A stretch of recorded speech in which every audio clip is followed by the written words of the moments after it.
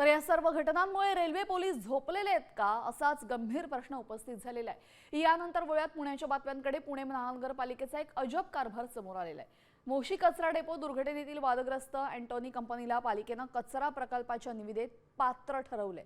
सुदैवाने दर जास्त असल्याने या कंपनीला काम मिळालं नाही, मात्र प्रशासनाने नैतिक जबाबदारी न घेता उपकंपनीच्या पळवाटेवर बोट ठेवून या दोषी कंपनीला अभय दिल्याचं उघड झालेलं आहे।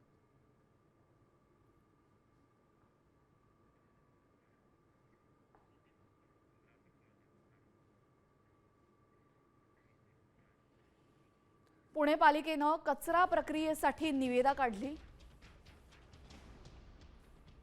अँटोनी आणि भूमिग्रीन कंपन्यांनी यामध्ये सहभाग घेतला। मोशी दुर्घटनेनंतर सुद्धा अँटोनी कंपनी मात्र इथं पात्र ठरली। निविदा रद्द टाळण्यासाठी पालिकेने ही घाई केली। उपकंपन्यांद्वारे कारवाईपासून वाचण्याची पळवाट इथं स्वीकारली। आपल्यासोबत आमचे प्रतिनिधी सचिन जाधव या संदर्भात अधिक माहिती देतील। सचिन, इतका मोठा अपघात होऊनही उत्तरदायित्व स्वीकारण्याऐवजी त्याच कंपनीला त्यांनी पात्र ठरवलं होतं, अधिकची माहिती।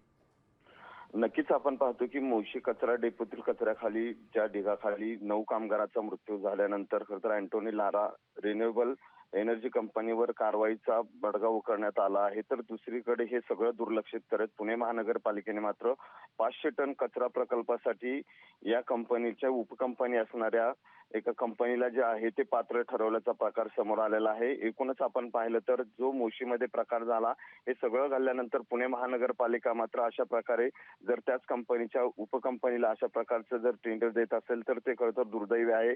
एकूणच मोशीमधील प्रकारामध्ये 9 जणांचा मृत्यू झाला होता। त्या ठिकाणी निष्काळजीपणा असेल किंवा ज्या कामगारांचा मृत्यू झाला त्या प्रकरणानंतर एकूणच सगळीकडे तीव्र नाराजी जी आहे ती व्यक्त करण्यात आली होती आणि त्यानंतर आता महानगरपालिकेचा हा अजब प्रकार जो आहे तो समोर आलाय। त्यामुळे आता यावर महानगरपालिकेचे विरोधी पक्षनेते असतील किंवा या ठिकाणचे स्थानिक आमदार खासदार असतील काय भूमिका घेणार का ते पाहावं लागणार आहे। सविस्तर माहितीसाठी साम टीव्ही मला बघायला आवडतो, कारण त्यावर दाखवल्या जाणाऱ्या बातम्या रिलेट करतात।